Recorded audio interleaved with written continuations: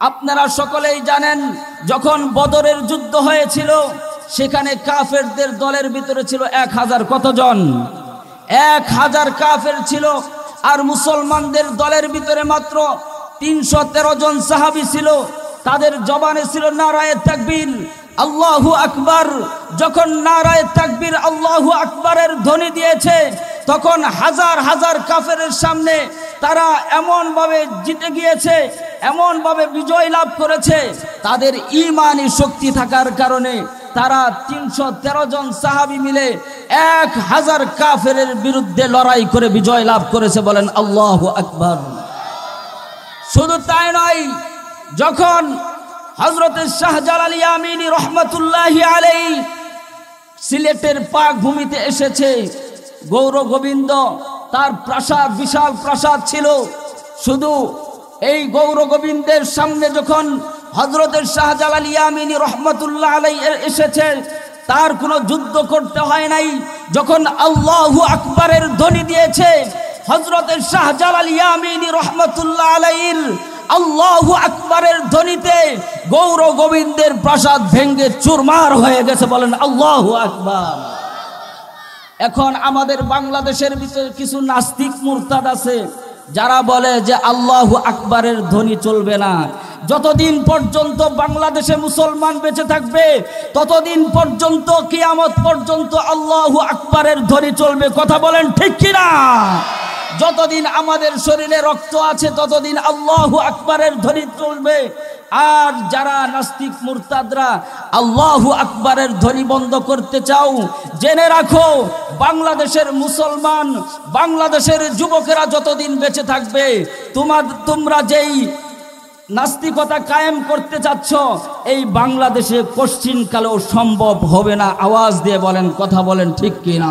পাথালিয়া রহিম চত্বর সাতারমুল স্কুল সংলগ্ন জামি মসজিদ ও যুব সমাজের উদ্যোগে আয়োজিত 8ম বার্ষিক ইসলামী মহাসম্মেলনের সম্মানিত সভাপতি, প্রধান অতিথি, বিশেষ অতিথিবৃন্দ, আমন্ত্রিত হযরত উলামায়ে কেরাম, মুরব্বিয়ানে আযম, অত্র এলাকার এবং পার্শ্ববর্তী এলাকার বিভিন্ন প্রান্ত থেকে ছুটে আসা দিনদার, পরহেজগার, মুমিন মুসলমান ভাইয়েরা, পর্দার অন্তরালাতে মা খাদিজাতুল কুবরা রাদিয়াল্লাহু আনহার উত্তরসূরি, আম্মাজান আয়েশা রাদিয়াল্লাহু আনহার উত্তরসূরি, আমার প্রিয় মা ও বোনেরা, মহান আল্লাহ তাবারক ওয়া তাআলার আলিশান দরবারে লাখ কোটি শুকরিয়া জ্ঞাপন করছি যে মহান আল্লাহ তাবারক ওয়া তাআলা মুসলিম উম্মার এই ক্লান্তি লগ্নে, মুসলিম উম্মার এই দুর্দিনে যেদিকে তাকায় সেদিকে ফিতনা ফাসাদে ভরপুর এমন একটি মুহূর্তে আমার আপনার মতো অযোগ্য নালায়েক বান্দাদেরকে লাখ কোটি মুমিন মুসলমানের মধ্য থেকে বাছাই করে, মোহাব্বত করে আজকের এই মুতাবাররক মাজালিসে কোরআন হাদিসের মাহফিলে আসা এবং বসার তৌফিক দিয়েছেন। এজন্য আমরা খুশি না বেজার? খুশির আওয়াজ কম হয় না বেশি হয়? আমরা সকলেই কালিমাতুশ শুকর আদায় করছি উচ্ছ্বসিত কণ্ঠে, অন্তরের অন্তঃস্থল থেকে মোহাব্বতে সকলেই পড়ছি আলহামদুলিল্লাহ। আরেকটু আওয়াজ দিয়ে বলি আলহামদুলিল্লাহ। সম্মানিত হাজিরিন, আমরা সকল কাজের শুরুতে আগে ফায়দা জেনে নেই, ঠিক কিনা? কোনো মানুষ যদি ব্যবসা করতে যায়, তাহলে আগে শুনে নেই কোন ব্যবসায় কিরকম লাভ। কথা বলেন ঠিক কিনা? আমরাও আজকে জেনে নিব, এই যেখানে বসেছি এটি এমন একটি স্থান, যেখানে আমরা বসেছি এই স্থানকে আমার আপনার পয়গম্বর নবী মুহাম্মদুর রাসূলুল্লাহ সাল্লাল্লাহু আলাইহি ওয়াসাল্লাম জান্নাতের বাগান বলে আখ্যায়িত করেছেন। বলেন আল্লাহু আকবার। আমরা যারা এসেছি, আমরা এখন কোথায় আছি? আর একটু আওয়াজ দিয়ে বলতে হবে, আমরা কোথায় আছি? জান্নাতের বাগানে। আমার মুসলমান বন্ধুগণ, আল্লাহর নবী, বিশ্ব নবী জনাবে মুহাম্মদুর রাসূলুল্লাহ সাল্লাল্লাহু আলাইহি ওয়াসাল্লাম একবার সাহাবাদের সাথে আলোচনা করতেছিলেন। ও আমার সাহাবারা শোনো, তোমরা যদি রাস্তার পথের ধারে কোথাও জান্নাতের বাগান পেয়ে যাও, তাহলে তোমরা সেখানে বসে যেও। আল্লাহর হাবিব বললেন, ইযা মাররতুম বিরিয়াদিল জান্নাহ, তোমরা যদি কোথাও জান্নাতের বাগান পেয়ে যাও, সেখানে বসে যাও। সাহাবায়ে কেরাম আশ্চর্য হয়ে গেলেন, দুনিয়ার মধ্যে আবার জান্নাতের বাগান কোনটা? আমরা তো এখন জেনে ফেলছি যে এটা হচ্ছে জান্নাতের বাগান, তখন তো আর সাহাবায়ে কেরাম জানতে পারেন নাই। কথা বলেন ঠিক কিনা? সাহাবায়ে কেরাম আশ্চর্য হয়ে গেলেন, দুনিয়ার মধ্যে আবার জান্নাতের বাগান কোনটা? কারণ আল্লাহ রাব্বুল আলামিন তো জান্নাতের কথা বলেছেন পরকালের পর। কথা বলেন ঠিক কিনা? কিন্তু দুনিয়ার মধ্যে আবার জান্নাতের বাগান, এটা আবার কোন? সাহাবারা বললেন, ক্বালু ওয়া মা রিয়াদুল জান্নাহ ইয়া রাসূলুল্লাহ ইয়া হাবিবাল্লাহ, দুনিয়ার মধ্যে আবার জান্নাতের বাগান কোনটা? আল্লাহর নবী বললেন, ওগো আমার সাহাবারা শোনো, জান্নাতের বাগান হচ্ছে হালকা যিকর, এমন একটা স্থান যেখানে কোরআন হাদিসের আলোচনা হয়, আমার আদর্শের আলোচনা হয়, যেখানে আল্লাহর জিকির হয়, যেখানে সুবহানাল্লাহ, আলহামদুলিল্লাহ, লা ইলাহা ইল্লাল্লাহর জিকির হয়। এটাই হচ্ছে জান্নাতের বাগান। আর এই জান্নাতের বাগানে, এই কোরআন হাদিসের মাহফিলে, এই মাজালিসে যতক্ষণ পর্যন্ত বান্দারা বসে থাকবে, ততক্ষণ পর্যন্ত তারা জান্নাতের বাগানে বসে রইল। বলেন সুবহানাল্লাহ। তাহলে আমরা যারা আজকে এখানে বসছি, আমরা কি সৌভাগ্যবান না দুর্ভাগ্যবান? একটু আওয়াজ দিয়ে বলতে হবে। আজকে তো মুসলমানের আওয়াজ বন্ধ হয়ে গেছে। মুসলমানদের আওয়াজ বন্ধ হয়ে যাওয়ার কারণে আজকে নাস্তিক, মুরতাদ, ইহুদি, খ্রিস্টানরা মুসলমানদের উপর বারবার নির্যাতন করতেছে। আওয়াজ দিয়ে বলেন, কথা বলেন ঠিক কিনা? আজকে তাকিয়ে দেখেন ফিলিস্তিন, মুসলমানের উপর নির্যাতন। আজকে আপনারা তাকিয়ে দেখেন চায়নার দিকে, মুসলমানদের উপর নির্যাতন। আজকে আপনি আরকানের দিকে তাকিয়ে দেখেন, মুসলমানদের উপর নির্যাতন। এর কারণ হচ্ছে আজকে মুসলমানদের ঈমান দুর্বল হয়ে গেছে। কথা বলেন ঠিক কিনা? আজকে মুসলমানদের ঈমানের শক্তি নাই। আপনারা সকলেই জানেন, যখন বদরের যুদ্ধ হয়েছিল, সেখানে কাফেরদের দলের ভিতরে ছিল 1000 কতজন? 1000 কাফের ছিল। আর মুসলমানদের দলের ভিতরে মাত্র 313 জন সাহাবী ছিল। তাদের জবানে ছিল নারায়ে তাকবীর, আল্লাহু আকবার। যখন নারায়ে তাকবীর, আল্লাহু আকবারের ধ্বনি দিয়েছে, তখন হাজার হাজার কাফেরের সামনে তারা এমনভাবে জিতে গিয়েছে, এমনভাবে বিজয় লাভ করেছে। তাদের ঈমানি শক্তি থাকার কারণে তারা 313 জন সাহাবী মিলে 1000 কাফেরের বিরুদ্ধে লড়াই করে বিজয় লাভ করেছে। বলেন আল্লাহু আকবার। শুধু তাই নয়, যখন হযরত শাহজালাল ইয়ামিনী রহমাতুল্লাহি আলাইহি সিলেটের পাক ভূমিতে এসেছে, গৌর গোবিন্দ তার প্রাসাদ, বিশাল প্রাসাদ ছিল। শুধু এই গৌর গোবিন্দের সামনে যখন হযরত শাহজালাল ইয়ামিনী রহমাতুল্লাহ আলাইহি এসেছে, তার কোনো যুদ্ধ করতে হয় নাই। যখন আল্লাহু আকবারের ধ্বনি দিয়েছে, হযরত শাহজালাল ইয়ামিনী রহমাতুল্লাহ আলাইহির আল্লাহু আকবারের ধ্বনিতে গৌর গোবিন্দের প্রাসাদ ভেঙে চুরমার হয়ে গেছে। বলেন আল্লাহু আকবার। এখন আমাদের বাংলাদেশের ভিতরে কিছু নাস্তিক মুরতাদ আছে, যারা বলে যে আল্লাহু আকবারের ধ্বনি চলবে না। যতদিন পর্যন্ত বাংলাদেশে মুসলমান বেঁচে থাকবে, ততদিন পর্যন্ত কিয়ামত পর্যন্ত আল্লাহু আকবারের ধ্বনি চলবে। কথা বলেন ঠিক কিনা? যতদিন আমাদের শরীরে রক্ত আছে, ততদিন আল্লাহু আকবারের ধ্বনি চলবে। আর যারা নাস্তিক মুরতাদরা আল্লাহু আকবারের ধ্বনি বন্ধ করতে চাও, জেনে রাখো বাংলাদেশের মুসলমান, বাংলাদেশের যুবকেরা যতদিন বেঁচে থাকবে, তোমরা যেই নাস্তিকতা কায়েম করতে চাচ্ছ, এই বাংলাদেশে কোশ্চিনকালেও সম্ভব হবে না। আওয়াজ দিয়ে বলেন, কথা বলেন ঠিক কিনা? আমার মুসলমান বন্ধুগণ, আজকে আমরা এমন একটা অবস্থায় পড়েছি, আল্লাহর নবী বিশ্বনবী রাহমাতুল্লিল আলামিন বলেছেন, সাহাবাদের সামনে আলোচনা করছেন, ও সাহাবায়ে কেরাম, আমার বন্ধু, আমার উম্মতদের মধ্যে এমন একটা জামানা আসবে, যেই জামানায় মানুষগুলো ফিতনার পর ফিতনার মধ্যে নিপতিত হয়ে যাবে, একটার পর একটা এই আমার উম্মতের উপর।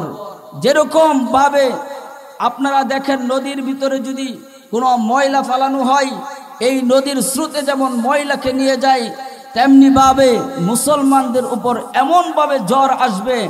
আর এই ঝড়কে টিকিয়ে রাখতে হলে আমাদের ঈমানকে শক্তিশালী করতে হবে। কথা বলেন ঠিক কিনা? আমার ভাইয়েরা, এই জন্য আমাদেরকে সতর্ক থাকতে হবে। অনেক সময় দেখবেন উলামায়ে কেরাম নসিহত করে। আজকে বাংলাদেশের ভিতরে এই যে ইসলাম শিক্ষা নিয়ে বাংলাদেশের ভিতরে নাস্তিকতা যেভাবে বেড়ে যাচ্ছে, এমনও কথা আসতেছে মাহফিলের ভিতরে বাহিরে কোনো মাইক দেওয়া যাবে না। অথচ বাংলাদেশের ভিতরে দেখবেন ডেস্ক দিয়ে বড় বড় আয়োজন করতেছে, গান, ডিজে গান বাজাচ্ছে, সেখানে কোনো সমস্যা নাই, কিন্তু মাহফিল করতে গেলে বাধা আসে। কথা বলেন ঠিক কিনা? আমার মুসলমান বন্ধুগণ, আমাদেরকে সতর্ক থাকতে হবে। আল্লাহ সুবহানাহু ওয়া তাআলা আমাদের সকলকেই ইসলামের জন্য কবুল আর মঞ্জুর করুন। সকলে বলি আল্লাহুম্মা আমিন। আমার মুসলমান বন্ধুগণ, আমরা এমন একটি মজলিসে বসেছি, আল্লাহর নবী বিশ্ব নবী রাহমাতুল্লিল আলামিন বলেছেন, কোন বান্দা যদি এই তেলাওয়াতকৃত আয়াত, তেলাওয়াতের যেখানে তেলাওয়াত হয়, যেখানে কোরআন সুন্নাহর আলোচনা হয়, যেখানে নবীর আদর্শের আলোচনা হয়, সেখানে যারা বসবে তাদের উপর আল্লাহর রহমত নাজিল হবে, আল্লাহর সকিনা নাজিল হবে। আল্লাহর হাবিব বলেন, নাজালাত আলাইহিমুস সাকিনাহ। ও দুনিয়ার উম্মতেরা শোনো, তোমরা যখন কোরআনে কারিমের তেলাওয়াত শুনবে, জিকিরের মজলিসে বসবে, আল্লাহ রাব্বুল আলামিনের পক্ষ থেকে তোমাদের উপর রহমত নাজিল হবে। একটু আওয়াজ দিয়ে বলেন সুবহানাল্লাহ। আমরা যারা আজকে বসেছি, আমাদের উপরেও সেই রহমত নাজিল হবে। কথা বলেন ঠিক কিনা? একবার আল্লাহর নবী বিশ্ব নবী রাহমাতুল্লিল আলামিন প্রথম অবস্থায় যখন নবুয়ত প্রাপ্ত হলেন, রাসূল সাল্লাল্লাহু আলাইহি ওয়াসাল্লাম দাওয়াতের কাজ করতেন। কথা বলেন ঠিক কিনা? নবীজি দাওয়াতের কাজ করতেন। আর ওই সময়ে এমন একটা অবস্থা ছিল, যেদিকেই যেত আবু জাহেল, আবু লাহাব, উতবা, সাইবা, তাদের অত্যাচারে নবীজি অতিষ্ঠ হয়ে পড়েছেন। এই জন্য মা খাদিজাতুল কুবরা রাদিয়াল্লাহু তাআলা আনহা টেনশন করতেন। নবীজি কোথাও গেলেই টেনশন করতেন, না জানি আমার স্বামী, আমার রাসূলকে কাফের মুশরিকরা অত্যাচার করছে কিনা, নির্যাতন করছে কিনা। আমার ভাইয়েরা, মা খাদিজাতুল কুবরা রাদিয়াল্লাহু তাআলা আনহা খুব টেনশন করতেন। নবীজি দাওয়াতের কাজ করতেন, না জানি কাফের মুশরিকরা আমার নবীকে কষ্ট দিচ্ছে কিনা, আমার নবীকে কোনো নির্যাতন করছে কিনা। একবার নবী মুহাম্মদুর রাসূলুল্লাহ সাল্লাল্লাহু আলাইহি ওয়াসাল্লাম ঘরে ফিরতে দেরি হলো। মা খাদিজা টেনশনে পড়ে গেলেন, মা খাদিজা টেনশনে পড়ে গেলেন। এবার চিন্তা করলেন, মনে হয় আমার নবীর কিছু হয়ে গেল কিনা। এই ভেবে মা খাদিজাতুল কুবরা রাদিয়াল্লাহু তাআলা আনহা মক্কার দিকে রওনা হয়ে গেলেন। যেতে যেতে বাইতুল্লাহর কাছে চলে গেলেন। এবার দেখলেন আল্লাহ নবী বিশ্বনবী রাহমাতুল লিল আলামিন সাহাবায়ে কেরামদেরকে নিয়ে এরকম মজলিস করতেছেন, বলেন আল্লাহু আকবার। মজলিস করতেছেন, কোরআন সুন্নাহর আলোচনা করতেছেন। মা খাদিজাতুল কুবরা রাদিয়াল্লাহু তাআলা আনহা দেখলেন এমন সময় আকাশ থেকে মুষলধারে বৃষ্টি পড়ছে। মা খাদিজা চিন্তা করলেন মনে হয় নবীজির উপরে বৃষ্টি পড়েছে, সাহাবাদের উপরে বৃষ্টি পড়েছে। এই জন্য মা খাদিজাতুল কুবরা রাদিয়াল্লাহু তাআলা আনহা সেখানে আর দেরি না করে ঘরে চলে গেলেন। আমার ভাইয়েরা, আমার পর্দার আলে মা ও বোনেরা, আপনাদের জন্য এখানে বড় একটি শিক্ষা মা খাদিজাতুল কুবরা রাদিয়াল্লাহু আনহা দিয়েছেন। সেটা হচ্ছে স্বামী যখন বাইরে থাকতেন মা খাদিজা কখনো খাটের ভিতরে পিঠটা লাগাইতেন না। আমাদের সমাজেও দেখা যায় অনেক ভাইয়েরা ব্যবসা করে কি করে না, অনেকেই কৃষি কাজ করে, অনেকেই চাকরিজীবী, অনেক দূর দূরান্ত থাকে। বিশেষ করে যারা ব্যবসা করে রাতের বেলা আসে, অনেক স্ত্রীরা আছে, অনেক মা বোনেরা আছে, স্বামী আসলে তাকে সুন্দরভাবে খাবার পরিবেশন করে না, আগেই ঘুমে চলে যায়, স্বামীর প্রতি দয়া দেখায় না। অথচ মা খাদিজাতুল কুবরা রাদিয়াল্লাহু তাআলা আনহা নবীজি যতক্ষণ পর্যন্ত ঘরে না ফিরতেন ততক্ষণ পর্যন্ত মা খাদিজা খাটের ভিতরে পিঠ লাগাইতেন না। হযরতে মা খাদিজা চলে এলেন, আসার পর নতুন কাপড় নিয়ে দাঁড়িয়ে আছেন। এবার বিশ্বনবী রাহমাতুল লিল আলামিন যখন ঘরে ফিরলেন দেখলেন মা খাদিজা হাতে কাপড় নিয়ে দাঁড়িয়ে আছেন। হযরতে মুহাম্মদুর রাসূলুল্লাহ সাল্লাল্লাহু আলাইহি ওয়াসাল্লাম জিজ্ঞাসা করলেন, ও খাদিজা তুমি কেন কাপড় নিয়ে দাঁড়িয়ে আছো? আল্লাহর নবী বিশ্বনবী রাহমাতুল লিল আলামিনকে বললেন, ইয়া রাসূলুল্লাহ, ইয়া হাবিবাল্লাহ, আমি বাইতুল্লাহর চত্বরে গেলাম, আপনি সাহাবাদেরকে নিয়ে আলোচনা করতেছেন। এমন সময় আমি দেখতে পেলাম আকাশ থেকে মুষলধারে বৃষ্টি হচ্ছে। আমি ভাবলাম হয়তো আপনি ভিজে গেছেন, এই জন্য আপনার জন্য নতুন কাপড় নিয়ে দাঁড়িয়ে আছি। আল্লাহু আকবার বলেন। এবার নবীজি ডেকে বললেন, ও খাদিজা শোনো, যেখানে কোরআন সুন্নাহর আলোচনা হয়, যেখানে নবীর আদর্শের আলোচনা হয়, হাদিসের আলোচনা হয়, নাজালাত আলাইহিমুস সাকিনা, আল্লাহ তাআলার পক্ষ থেকে রহমত নাজিল হতে থাকে। একবার চিল্লায়া বলেন সুবহানাল্লাহ। তাহলে আমরা দুইটি জিনিসের সৌভাগ্য আমরা অর্জন করতে পারছি। এক হচ্ছে আমরা দুনিয়ার জান্নাতে বসতে পারছি। আমার ভাইয়েরা, আল্লাহর রাসূল সাল্লাল্লাহু আলাইহি ওয়াসাল্লাম বলেছেন, যে সমস্ত বান্দারা দুনিয়ার জান্নাতে বসতে পারবে তার জন্য পরকালের জান্নাতের ফয়সালাও হয়ে যাবে। বলেন সুবহানাল্লাহ। আর দ্বিতীয় নাম্বার কথা হচ্ছে আল্লাহ রাব্বুল আলামিন আমরা যতক্ষণ পর্যন্ত এখানে বসে থাকব ততক্ষণ পর্যন্ত আল্লাহ তাআলার রহমতের সকিনা নাজিল হতে থাকবে। বলেন সুবহানাল্লাহ।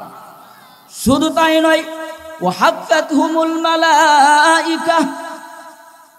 ও আমার বন্ধুগণ, আল্লাহর নবী বলেন এই মজলিসের ভিতরে যতক্ষণ পর্যন্ত আমরা থাকব ততক্ষণ পর্যন্ত আল্লাহ তাআলার ফেরেশতারা বেষ্টন করে থাকবে। বলেন আল্লাহু আকবার।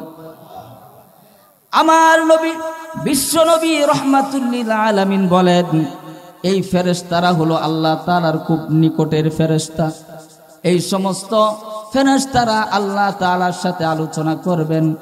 যখন আল্লাহ তাআলার সাথে আলোচনা করবেন, আল্লাহ তাআলা বলেন যে সমস্ত বান্দারা কোরআন সুন্নাহর আলোচনা শোনার জন্য বসেছে, আমার দ্বীনকে মোহাব্বত করেছে, আমার দ্বীনকে ভালোবেসেছে, আমি তোমাদেরকে সাক্ষী রেখে বললাম, ও ফেরেশতারা তোমরা জেনে রাখো তারা সকলকে আমি জান্নাতের বাগিচার মধ্যে তাদেরকে প্রবেশ করে দিব। বলেন সুবহানাল্লাহ। আমরা সকলেই খুশি তো? সবাই খুশি? খুশির আওয়াজ কম হয় না বেশি হয়? আরেকটু আওয়াজ দিয়ে বলেন সকলেই খুশি, বলেন আলহামদুলিল্লাহ। পিছন থেকে আওয়াজ হয় না, আরো জোরে বলেন আলহামদুলিল্লাহ। আরেকটু আওয়াজ দিয়ে বলেন আলহামদুলিল্লাহ। এই আলহামদুলিল্লাহ আমরা প্রশংসা করলাম কার? আরেকটু আওয়াজ দিয়ে বলেন, আমরা প্রশংসা করলাম কার? আমরা গোলামি করব কার? আমরা দাসত্ব করব কার? আমরা সেজদা করব কার? না পীর সাহেবের? কথা বলেন। পীর সাহেবের সেজদা করা যাবে? মাজারে সেজদা করা যাবে? অনেকেই আছে মসজিদেও সেজদা করে, আবার পীর সাহেবকেও সেজদা করে, আছে না নাই? তাহলে আজকে থেকে আমরা জেনে নেব মাজারেও সেজদা করা যাবে, পীরকে সেজদা করা একমাত্র গোলামি করব কার? আমার ভাইয়েরা, একমাত্র আমরা গোলামি করব আল্লাহর। আর যেই মালিক আমাদেরকে এই প্রশংসা করার জন্য জান্নাতের প্রথম কাতারে দাঁড় করিয়ে দিবেন, বলেন সুবহানাল্লাহ। আমার ভাইয়েরা, এই মুমিন এত বড় আশ্চর্যজনক বিষয়। মুমিনরা হাজার সুখে দুঃখে কষ্টে আনন্দে বিপদ মুসিবতে সর্ব অবস্থায় প্রশংসা করে কার? আর যারা সর্ব অবস্থায় আল্লাহর প্রশংসা করে, আল্লাহর নবী বলেন আউয়ালু মান ইউদআ ইলাল জান্নাতিল হামিদুন। আল্লাহর নবী, বিশ্ব নবী জনাবে মুহাম্মদুর রাসূলুল্লাহ সাল্লাল্লাহু আলাইহি ওয়াসাল্লাম বলেছেন, যে সমস্ত বান্দারা সুখে আর দুঃখে বিপদে বা মুসিবতে হাজার জুলুম নির্যাতনের মধ্যে আছে। আপনারা জানেন সাহাবায়ে কেরামদেরকে এত নির্যাতন করা হয়েছে, এত কষ্ট দেওয়া হয়েছে, তবু কি প্রশংসা আল্লাহর ছাড়ছেনি? কখনো আল্লাহর প্রশংসা ছাড়ে নাই। এজন্য আল্লাহর হাবিব বলেন, তোমাদের মধ্যেও যদি হাজারো দুঃখ কষ্টের মাঝে তুমি আল্লাহর প্রশংসা করো, আল্লাহ রাব্বুল আলামিন কাল কিয়ামতের কঠিন ময়দানে আল্লাহ তাআলা এই সমস্ত বান্দাদেরকে জান্নাতের প্রথম কাতারে দাঁড় করিয়ে দিবে। সুবহানাল্লাহ। এত আসতে আরেকটু আওয়াজ দিয়ে বলেন সুবহানাল্লাহ। জান্নাতের প্রথম কাতারে যাবেন, এটা কি খুশি লাগলো না? তাহলে খুশি লাগলে তো সুবহানাল্লাহর আওয়াজটা আরো বেশি হওয়ার কথা। আরেকটু আওয়াজ দিয়ে বলেন, আমরা সকলে জান্নাতে যেতে চাই, আমরা সকলে জান্নাতে যেতে চাই। আল্লাহ তাআলা আমাদের সকলকে জান্নাতের প্রথম কাতারে কবুল আর মঞ্জুর করুন। সকলে বলে আল্লাহুম্মা আমিন। সম্মানিত, আমি আপনাদের সামনে সূরা আলে ইমরানের একটি আয়াতে কারিমা তেলাওয়াত করেছি। এই আয়াত থেকে আমরা বোঝার চেষ্টা করব যে এই পৃথিবীটা হচ্ছে ক্ষণস্থায়ী। এই পৃথিবীটা কি? ক্ষণস্থায়ী। এই পৃথিবীতে এই পর্যন্ত যত মানুষ এসেছে কেউ থাকতে পারছে? আপনারা সকলে একটু এদিকে মুতাওয়াজ্জি হই, সকলে এদিকে একটু খেয়াল করি।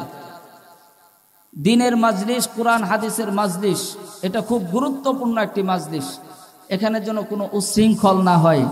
কারণ যখন রাসূল সাল্লাল্লাহু আলাইহি ওয়াসাল্লাম কোরআনে কারীম তেলাওয়াত করতেন, ওই সময় কাফের মুশরিকরা বিশৃঙ্খলা বাজানোর জন্য তারা এরকম পায়তারা করত, ষড়যন্ত্র করত, আর হাউকাউ শুরু করে দিত যেন মুহাম্মদ কোরআনে কারীম তেলাওয়াত না করতে পারে।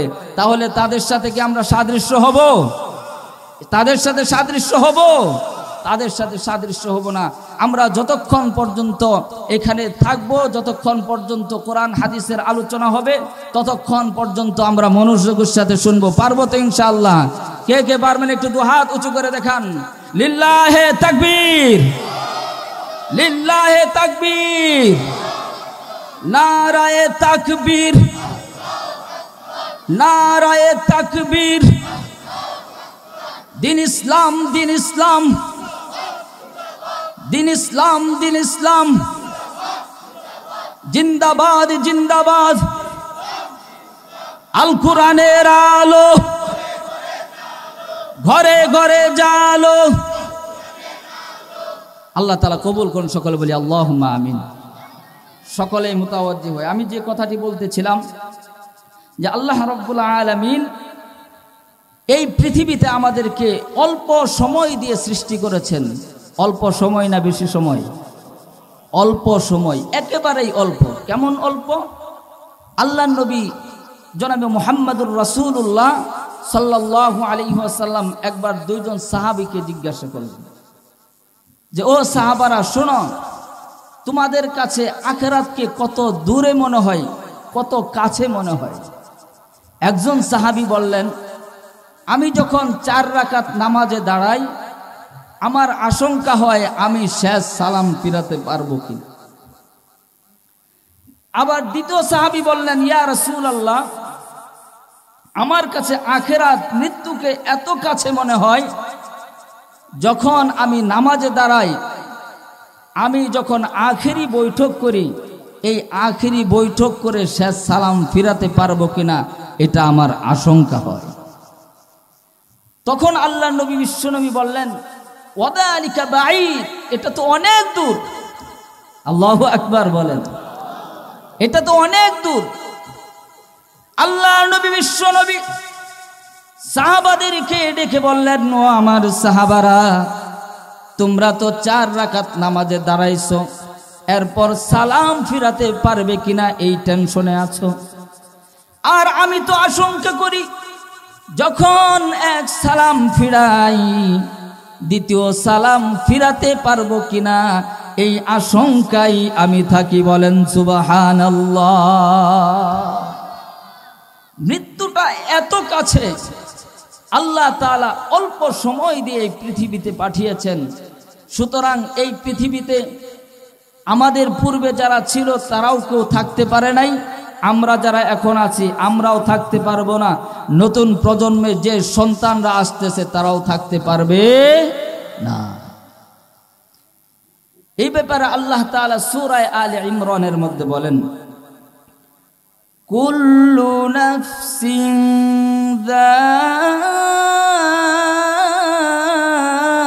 যায়িকাতুল মাউত।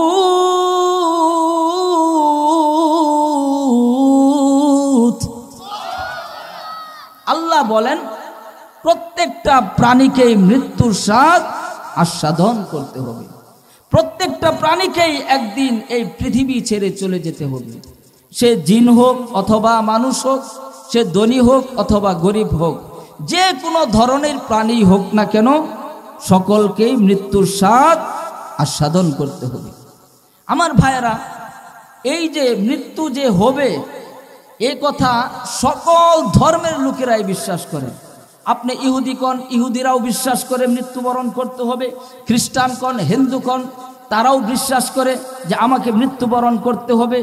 এবং এমন একটা জাতি আছে যাদেরকে বলা হয় নাস্তিক, যারা রাসূলকে বিশ্বাস করে না, যারা আল্লাহকে বিশ্বাস করে না, যারা বাইতুল্লাহকে বিশ্বাস করে না, যারা কিয়ামতকে বিশ্বাস করে না, তারাও এ কথা বিশ্বাস করে যে একদিন মরতে, একটু আওয়াজ দেয়া বলে, মরতে হবে। সুতরাং বাঁচার কোনো উপায় নাই। আমার ভাইরা, আমাদের পূর্বে অনেক বড় বড় রাজা বাদশাহ এসেছে, কেউ থাকতে পারছে? মালাকুল মউতকে কেউ টাকা দিয়া বাঁচতে পারছে? কেউ পারে নাই। আমরা পারবো? কেউ পারবো না। সুতরাং আমাদের সকলকেই মৃত্যুর স্বাদ আস্বাদন করতে হবে। আমার ভাইয়েরা, খুব মনোযোগের সাথে কথাগুলো শুনবেন। আল্লাহ রাব্বুল আলামিন যখন আদম সন্তানদেরকে সৃষ্টি করলেন, আল্লাহ তাআলা আমাদের সকলকেই একত্রিত রেখেছিলেন। আর একত্রিত রেখে সেই জায়গায় আল্লাহ তাআলা আমাদেরকে প্রশ্ন করেছিলেন, আলাস্তু বিরব্বিকুম, আমি কি তোমাদের রব নই? একটু মনোযোগের সাথে কথাগুলো শুনবেন। ওই সময়ে আমরা বলেছিলাম ক্বালু বালা, ইয়া আল্লাহ, অবশ্যই আপনি আমাদের রব। আল্লাহু আকবার বলেন। আমরা সবাই রূহের জগতে স্বীকার করেছিলাম আপনি আমাদের রব, আপনি আমাদের মালিক। আপনি আমাদের রব।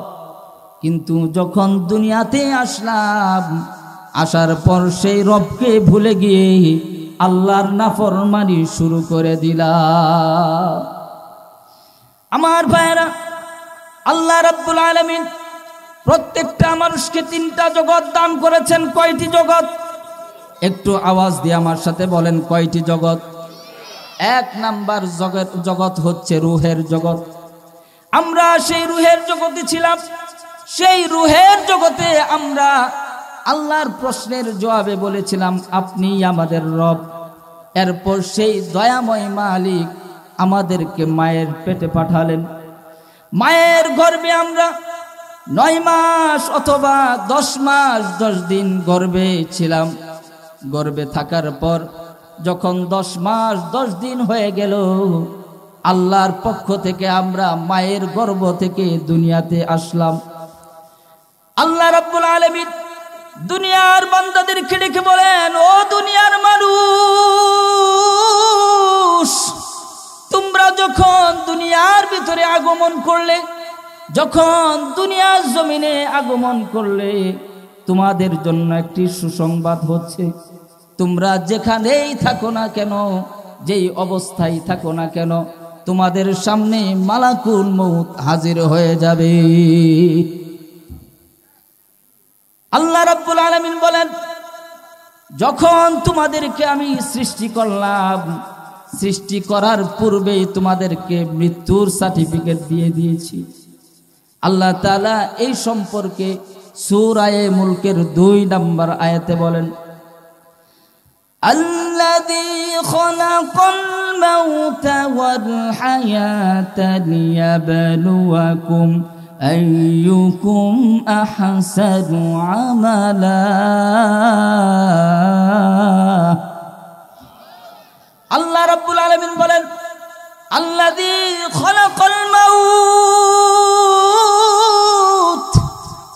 আমি আল্লাহ রাব্বুল আলামিন তোমাদের জন্য মৃত্যুকে সৃষ্টি করলাম, ওয়াল হায়াতা লিয়াবলুয়াকুম আইয়ুকুম আহসানু আমালা, হায়াত দিলাম। এরপরে তোমাদের জন্য, তোমাদেরকে আমি কেন পৃথিবীতে সৃষ্টি করলাম? আমার মুসলমান বন্ধুগণ, কুরআনুল কারীম মুসলমানদের জন্য এমন একটি কুরআন, এমন একটি কিতাব, এই কিতাবটা যদি আপনি বোঝার চেষ্টা করেন, এই কিতাবটা যদি আপনি বুঝেন, তাহলে বুঝতে পারবেন আল্লাহ রাব্বুল আলামিন এই কিতাবের ভিতরে সকল বিধান মুসলমান মানব জাতি কিভাবে চলবে, এই কুরআনের ভিতরে আল্লাহ তাআলা সমস্ত কিছু দিয়ে দিয়েছেন। বলেন সুবহানাল্লাহ। আজকে তো আমাদের ঘর থেকে কুরআন উঠেই গেছে, কথা বলেন ঠিক কিনা? আমরা একটা সময় দেখতাম, ছোটবেলা ফজরের পরে যখন একটু হাঁটতাম, দেখতাম মা বোনদের করুণ সুরে কোরআনের তেলাওয়াত ঘর থেকে বেজে আসতো, ঠিক কিনা? আজকে মা বোনগণ, আমরা যারা পুরুষরা আছি, সকলেই কোরআনে কারীম ছেড়ে দিয়েছি। আমার মুসলমান বন্ধুগণ, এই কোরআনে কারীম ছেড়ে দেওয়ার কারণে আজকে এই মুসলমানদের উপর বারবার আযাব আর গজব আসতেছে। কারণ হচ্ছে এই কোরআনে কারীম আল্লাহর রাসূল নবী মুহাম্মদুর রাসূলুল্লাহ সাল্লাল্লাহু আলাইহি ওয়াসাল্লামের উপর নাজিল করেছেন এবং এই কোরআনে কারীমকে শ্রেষ্ঠত্ব দান করেছেন। আর এই কোরআনে কারীম এই উম্মতের উপর দান করেছেন। বলেন আল্লাহু আকবার। এই কোরআন পাহাড়েও নিতে চাই নাই, এই কোরআন সে বহন করতে অনিচ্ছা জ্ঞাপন করেছে। আর এই কোরআনে কারীম আল্লাহ পাকের পক্ষ থেকে হযরতে জিবরাইল আলাইহিস সালাতু ওয়াস সালামের মাধ্যমে হযরতে মুহাম্মদুর রাসূলুল্লাহ সাল্লাল্লাহু আলাইহি ওয়াসাল্লামের উপর ওহী প্রেরণ করে এই উম্মতের মধ্যে দান করেছেন। বলেন আল্লাহু আকবার। অথচ এই কোরআন আজ মুসলমান ছেড়ে দিয়েছে। আজকে মুসলমানদের ঘরে কোরআন তেলাওয়াত নাই। আমার ভাইয়েরা, এই কোরআন এত মর্যাদাপূর্ণ কিতাব, আজকে আমরা এই কোরআনে কারীমের তেলাওয়াত শুনতে চাই না। অথচ নবী মুহাম্মদুর রাসূলুল্লাহ সাল্লাল্লাহু আলাইহি ওয়াসাল্লাম যখন মক্কায় থাকতেন, যখন ঘরের ভিতরে তেলাওয়াত করতেন তখন কাফের মুশরিকরা আল্লাহর নবীর তেলাওয়াত শোনার জন্য কান পেতে দাঁড়িয়ে থাকতেন। বলেন আল্লাহু আকবার। সেজন্য মুসলমান আমরা যদি বাঁচতে চাই, আমরা যদি আল্লাহর সন্তুষ্টি অর্জন করতে চাই, তাহলে কুরআন আমাদের তেলাওয়াত করতে হবে কি হবে না? আর একটু আওয়াজ দিয়ে বলেন, আমাদেরকে কোরআনে কারীম তেলাওয়াত করতে হবে। আমার ভাইরা, যে কথাটি বলতেছিলাম, আল্লাহ রাব্বুল আলামিন কুরআন আল কারীমের মধ্যে জানিয়ে দিলেন, আল্লাযী খালাকাল মাউতা ওয়াল হায়াতা লিয়াবলুয়াকুম আইয়ুকুম আহসানু আমালা। আল্লাহ রাব্বুল আলামিন বলেন, ও দুনিয়ার মানুষ, তোমাদেরকে আগে মৃত্যু দান করেছি, তারপরে তোমাদেরকে জীবন দিলাম। তোমাদেরকে মৃত্যুর কথা আগে জানিয়ে দেওয়ার এটাই উদ্দেশ্য। তোমরা পৃথিবীতে যাবে কিন্তু পৃথিবীতে থাকতে পারবে না। আল্লাহু আকবার বলেন। আর কি জন্য তোমাদেরকে দুনিয়াতে পাঠালাম, এই কথাও কোরআনে কারীমের মধ্যে, এই আয়াতের মধ্যে আল্লাহ তাআলা জানিয়ে দিচ্ছেন, লিয়াবলুয়াকুম আইয়ুকুম আহসানু আমালা। কারণ হলো তোমাদেরকে দুনিয়াতে পাঠানোর কারণ হচ্ছে একটাই, সেটা হচ্ছে তোমাদেরকে পরীক্ষার জন্য পাঠিয়েছি। কিসের জন্য? পরীক্ষার জন্য। যেমন আল্লাহ রাব্বুল আলামিন আমাদেরকে পরীক্ষার জন্য পাঠাইছেন, এখন এই পরীক্ষার রেজাল্ট আছে না নাই? একটু কথা বলেন, পরীক্ষার রেজাল্ট আছে না নাই? দেখবেন স্কুল কলেজে যখন পরীক্ষা হয় এরপর একটা রেজাল্ট দেয়, ঠিক কিনা? রেজাল্ট দেওয়ার পরে পুরস্কার আছে না নাই? এ কথাই আল্লাহ তাআলা বলতেছেন, ও দুনিয়ার মানুষ, আমি তোমাদেরকে পরীক্ষার জন্য দুনিয়ার মধ্যে প্রেরণ করলাম, তোমরা কে কেমন আমল করো এটা। আমার মুসলমান বন্ধুগণ, এই দুনিয়াটা হচ্ছে পরীক্ষার হল। যেমনি ভাবে স্কুল কলেজের ভিতরে পরীক্ষা হয়, পরীক্ষা হওয়ার পরে রেজাল্ট দেয়, রেজাল্ট দেওয়ার পরে যারা 1, 2, 3 নাম্বার হয় তাদেরকে পুরস্কার দেওয়া হয়। কথা বলেন ঠিক কিনা? এমনি ভাবে দুনিয়ার বান্দারা যারা উত্তম আমল করবে, যারা বদ কাজ থেকে, গুনার কাজ থেকে বেঁচে থাকবে, আল্লাহ রাব্বুল আলামিন বলেন ওই বান্দাদেরকেও আমি পুরস্কার দেব। বলেন সুবহানাল্লাহ। এরপরে আল্লাহ তাআলা বলেন, ওয়া ইন্নামা তুওয়াফাউনা উজুরাকুম ইয়াওমাল কিয়ামাহ। ও দুনিয়ার বান্দারা শোনো, কাল কিয়ামতের কঠিন ময়দানে আমি আল্লাহ রাব্বুল আলামিন প্রত্যেকটা বান্দাকে তার হাতে পূর্ণাঙ্গভাবে তার প্রতিদানগুলো দিয়ে দিব। আমার ভাইয়েরা, আজকে আমরা দুনিয়ার মধ্যে এসে একটু ইনকাম করে আমরা নিজেকে সফল মনে করি, কিছু টাকার মালিক হয়ে গেছি আমরা সফল মনে করি, আমরা এমপি হয়ে গেছি আমি মনে করি আমি সফল, আমি মন্ত্রী হয়েছে আমি সফল, এরকম মনে করে কি করে না? আমার ভাইয়েরা, আজকে আমরা এত পরিশ্রম করি, আজকে আমরা এত সন্তানদের জন্য এত কষ্ট করি। আল্লাহ রাব্বুল আলামিন বলেন, ও দুনিয়ার মানুষেরা, তোমরা যারা দুনিয়ার জন্য এত কষ্ট করো, দুনিয়ার জন্য টাকার জন্য এত কষ্ট করতেছো, আমার কাছে এটা কোনো সফলতা নয়।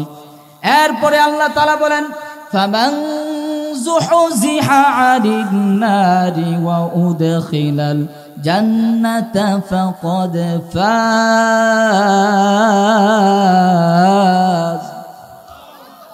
আল্লাহ রাব্বুল আলামিন বলেন, ও দুনিয়ার মানুষ, এটা কোনো সফলতা নয়।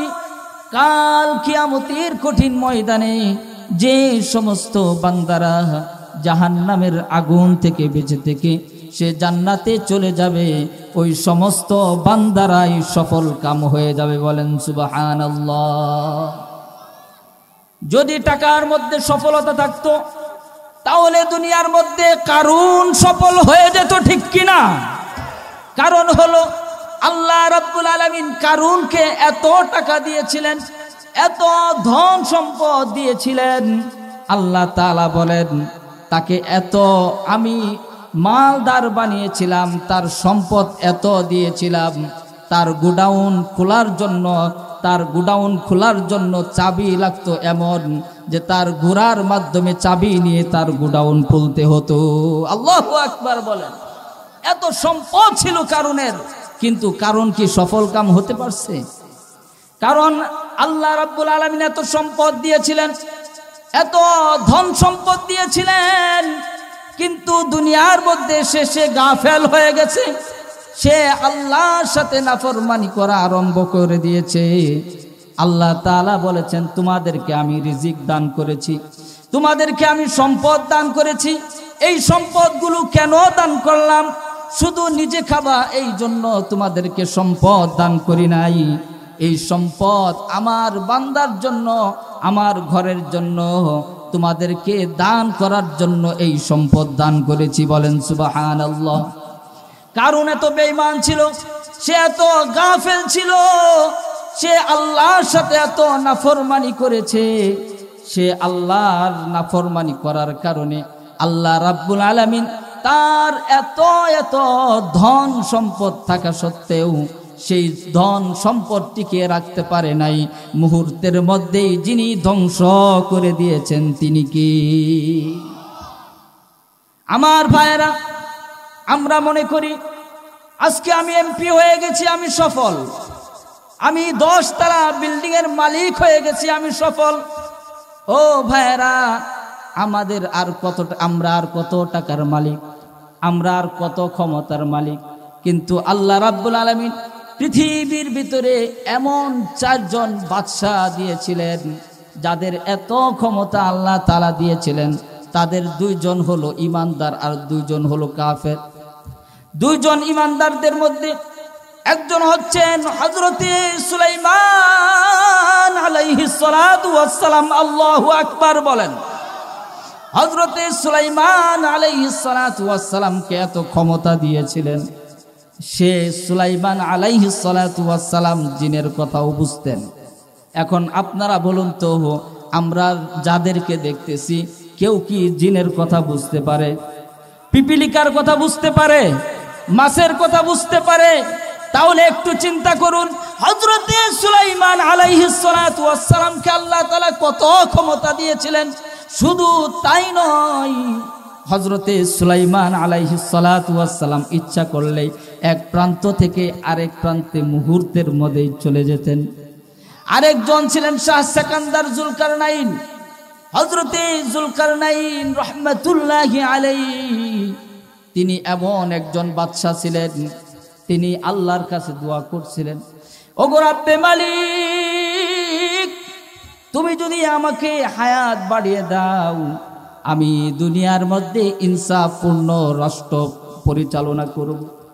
হযরতে জুলকারনাইন তিনি এমন একজন বাদশা ছিলেন, আল্লাহ তাআলা কুরআনুল কারীমের মধ্যে হযরতে জুলকারনাইনের নামটা লিপিবদ্ধ করে দিয়েছেন। আওয়াজ দিয়ে বলেন আল্লাহু আকবার। এমন বাদশা ছিলেন যাকে পৃথিবীর এক প্রান্ত থেকে আরেক প্রান্তে মুহূর্তের মধ্যেই চলে যেতে পারতেন। হযরতে জুলকারনাইন একবার বাইতুল্লাহ গিয়ে দোয়া করতেছে, ইয়া রব্বে কারীম, আমি আবে হায়াত পান করতে চাই। এই আবে হায়াতটা কি?